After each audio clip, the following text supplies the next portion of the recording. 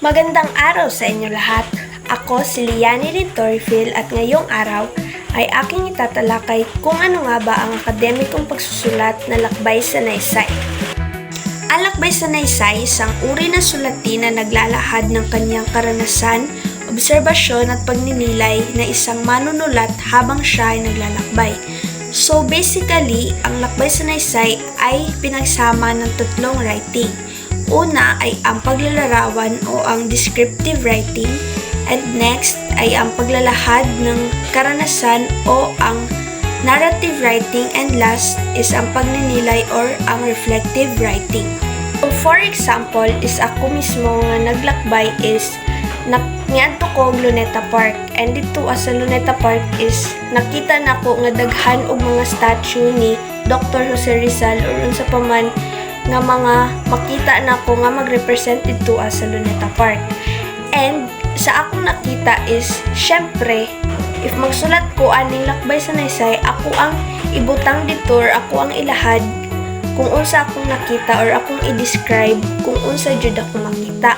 And based on my experience, if unsa akong mga experience dito while naglibot-libot ko sa Luneta Park, ako apod na siyang ibutang dito and akong i-reflect sa akong kaugalingon kung unsa ako ang nabantayan or na-observe dito sa akong giadtuan nga laaganan. So ma-describe na to siya as one of the academic writing na paglakbay sa naysay because ako amang gi-describe, ako ang gibutang akong reflection as manlalakbay, and ako ang gibutang ako ang experience dito samtang nag-travel ko or naglakbay ko dito ang laaganan. So as long as ma-describe, ma-narrate, and ma-reflect nimo ang imuhang particular nga giadtuan is makonsider na siya as lakbay sa naysay. So ang lakbay sa naysay ay mayroong 5 mahahalagang layunin. So una ay ang makapagbahagi ng personal na karanasan. So diri ang layunin is very sabotable lang siya, which is ma-share sa mga readers kung unsa ang imuhang experience nga ikaw mismo naglakbay nga niadto dito sa particular nga lugar. For example is niadto ko og Enchanted River. Then ako nga nagsulat og lakbay sa naysay is ako ang ibutang dito kung unsa ang ako ang experiences samtang niadto ko dito. For example is good ba ilahang service dito if gina-entertain ba nila ilahang mga customers, gina one-on-one ba jud nila nga kanang gi-travel bitaw, gi-entertain jud ba, wala gipasagdan nga kung asa sila maabot. So mo na siya, ako ang gi-share ang ako ang observations or ang akong experiences samtang na ako ana nga specific nga lugar. So ikaduha is para ma-inform ang mga readers kung unsa ang ilahang adtuan nga culture, kung unsa ilang tradisyon o kung ilahang kasaysayan. For example is niadto ka sa usa ka lugar kanang sa mga bukid-bukid, tapos pag adto nimo dito is kanang na sinati nimo kung unsa sila manamit, kung unsa ilang culture dito So ikaw nga nagsulat og lakbay sa naysay is imuha na ma-inform sa imuha mga readers kung unsa ilahang tradition para ma-inform sab sila nga sa sunod if madto sila dito is makabalo na sila kung unsa sila the way nga mabuhi ug unsa ilahang culture dito as a person. So ikatulo is magpahayag ng damdamin o pananaw. So very important ni siya nga layunin sa lakbay sa naysay kay ikaw mismo nga nagsulat og lakbay sa naysay is free ka nga maka-share sa imuhang thoughts og point of view dito sa specific nga lugar nga imuhang adtuan. So pang-apat is hikayatin na maunawaan ang kahalagahan ng paglalakbay. So syempre, ma-share nimo sa imuhang mga readers kung unsang important sa imuhang paglakbay. For example is kana ang naglaag-laag ka for educational purposes, so makabalo sila nga diri di ay nindot din na siya dira ang place para kanang ma-explore or ma-travel. So last na layunin sa lakbay sa naysay is magbigay ng aral sa napagdaanan. So very important ni among sa 5 na mga layunin sa lakbay sa naysay. Kay syempre imuha silang matagaan og advices samtang ikaw niadto ka didto ang place. So for example didto gihapon sa Enchanted River. So sa akong example ganina is kadtong bad ang service pero dili jud ingon nga bad ang service kay wala pa man ko kadto. So kibali lang bad service ang ilahang mga staff dito. So imuhang maingon sa imong mga readers nga aware dapat sila nga mauna kay para dili na sila mag-expect og unsa pa nga good treatment. For example lang if bad jud ang service og dili sila entertained sa mga staff, so imuha silang mabigyan ng aral. So bukod sa layunin na lakbay sa naysay, ito rin ay may 3 katangian. So una ay ang personal at subjektibo.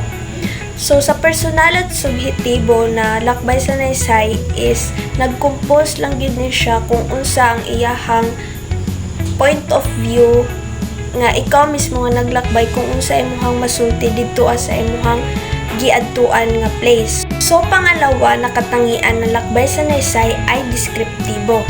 So ang deskriptibo ay naglalaman ng malinaw na paglalarawan sa lugar, tao, tanawin, amoy, tunog at iba pa. So diri apod if sa personal at subjektibo is sa iyahalang thoughts o point of view, so diri apod sa deskriptibo is merely gi-describe lang niya kung unsa ang iyahang nakita didto. So for example is didto lang gihapon to sa Luneta Park. So gi-describe niya didto ang peaceful kayo ang palibot, ganahan siya sa ambience, ganahan siya sa kanaang hangin dito kay fresh kayo. So merely gi-describe lang niya, so wala na siya laing gibutang nga kung unsa pa, wala na siya nagbutang sa iyahang thoughts o ganyang observation, basta kay gibutang lang niya kung unsa iyahang nakita o gi-describe niya kung unsa iyahang na-observe dito sa lugar. Patlong katangian na lakbay sa naysay ay naglalaman ng pagdinilay. So dito ay nagsusuri na at nagbubuo ng koneksyon sa buhay at lipunan. So for example is kanaang niadto ka, then imuhang butang sa imong lakbay sa naysay kung unsa ang ilahang tradition, kung unsa ilang way of living dito nga lipunan, and imuhang gibutang tanan dito kung unsa sila mabuhi, kung unsa ilahang way of living ug unsa sila dito adjud ka na murag ilahan na bitong gisuri na nila ba murag ilahang analyze ug maayo kung unsa sila dito kung okay ba ang ilahang panginabuhi dito kung okay ba ang status sa mga tao dito Pang-apat na katangian na lakbay sa naysay ay may lohikal na pagkakasunod-sunod. So ma-describe nato ang usa ka lakbay sa naysay na naayon siya sa katangian ng may lohikal na pagkakasunod-sunod if naa siya nasulod sa chronological, spatial ug thematic. Naaan ang tulo if naka-base ba siya sa oras, sa lugar ug sa tema. Panlima na katangian ng isang lakbay sa naysay ay gumagamit ng matatalinhagang pahayag. So ang kalahian ng jud ani niya sa katong upat nga katangian is nigamit na siya diri og mga matatalinhagang salita.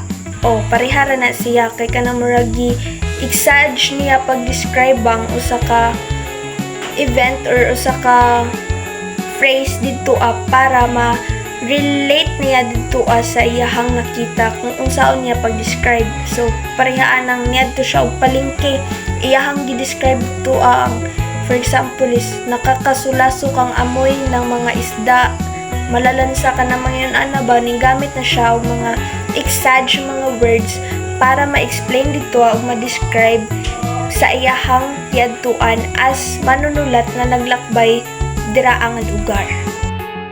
Ang lakbay sa naysay ay nahahati sa 3 istruktura. So una isang panimula, gitna o katawan at ang wakas. So sa panimula is nagcompose siya og pagpapakilala ng lugar o layunin ng paglalakbay. So, syempre, before sa ka mo jump into conclusion is imuhasag yung ipaila-ila kung asa ka naglakbay o unsa ang imuhang goal mismo nga manlalakbay.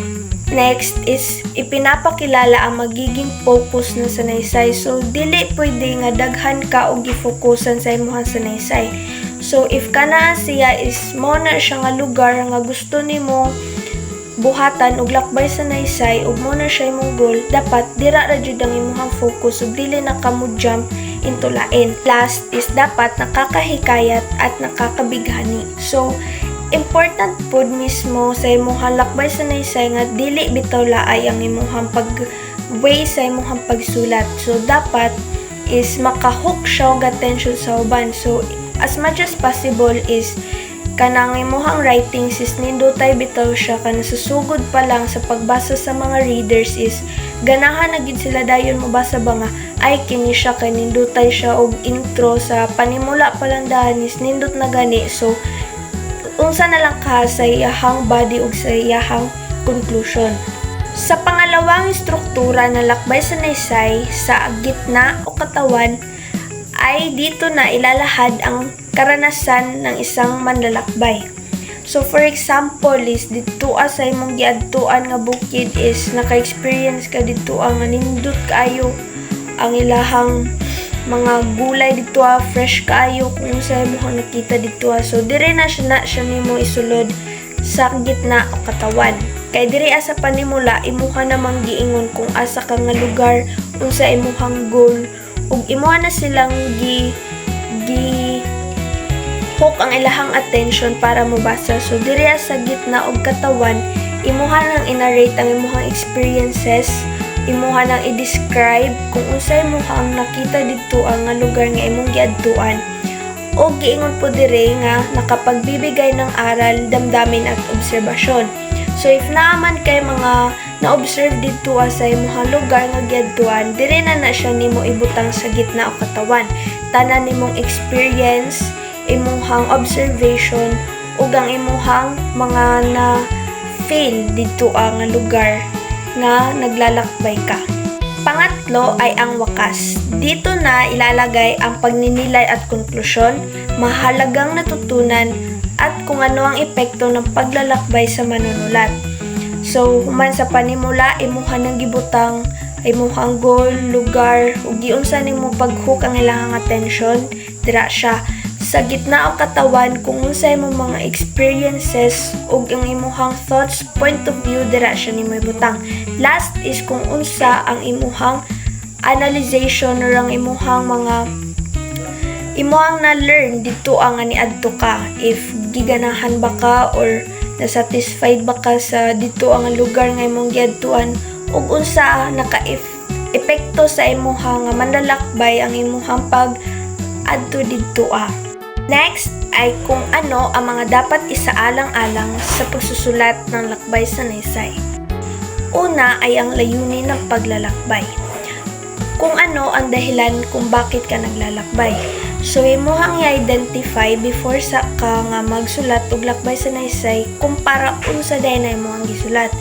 If pang educational purposes ba na siya or pang entertainment lang or kanang personal lang nimo nga gusto nimo maka-learn o gusto nimo mo travel ana nga lugar. Next ay datos at obserbasyon. So, samtang magsulat ka og lakbay sa naysay is kinahanglan nga magbutang ka dito og tinuod og actual nga mga observation nimo sa imong giadtuan. So, dili lang kay ka mag tumo dito og butang na dili di ay siya mismo makita dira ang lugar kay possible nga dili kakatuwan sa imong mga readers tungod kay dili tinuod ang imong gipangbutang nga mga datas dito og experiences or observation ba. Ikatlo, dapat isaalang-alang ay tamang tono ng pagsusulat. Masining ngunit akademiko, dapat personal ngunit may saysay. So, very sabotable na siya. So, if pang-academic ang imuhang gisulat is dapat clear siya o creative siya nga way sa pagsulat Pero if kung personal dapat na sense ang imuhang gisulat or kanang na siya'y pulos nga magamit na siya na sanaysay ug worth it na siya nga basahon sa imuhang mga target audience. Pang-apat na dapat isaalang-alang ay ang pag-organisa ng ideya. Gamitin ang transition signals, malinaw na talata at lohikal na pagkakasunod-sunod. So if magsulat man tabisan sa unsa man nga writing dili lang diriya sa lakbay sa naysay is important man gyud nga mogamit tawag mga transition words kana ang kwan bitaw mingon siya nga first, second, next, in conclusion kana mga ana nga mga signal words is para ma-aware mga reader nga mo din siya ang pagkasunod-sunod ug dili sila maglibog nga nagbasa. Next is may malinaw na talata. So, syempre, dapat, if lahi siya nga idea is i-separate na siya nimo paragraph para klaro sa mga magbasa pod. And last is lohikal na pagkakasunod-sunod. So, mo na to kung gingon dito ang dapat naka-plaster siya or na pattern if o kana naka-chronological ba siya, naka-by theme or spatial siya based on time. Mo na siya dapat isaalang-alang if magsulat ta. Panglima, dapat isaalang-alang sa lakbay sa naysay ay ang pagpili ng mga imahen at detalye. Tiyaking makulay at malinaw ang paglalarawan para makita ng mambabasa. So, be particular specific sa imuhang details sa kung unsa ka mag-describe sa usa ka lugar. So, for example is imuhang i-detalye dito kung unsa kanindot na siya nga lugar. So, dapat imuha na siyang i-emphasize na nga details para klaro sa mga mambabasa nga maudi ay na siya ang imuhang buot ipasabot as manunulat.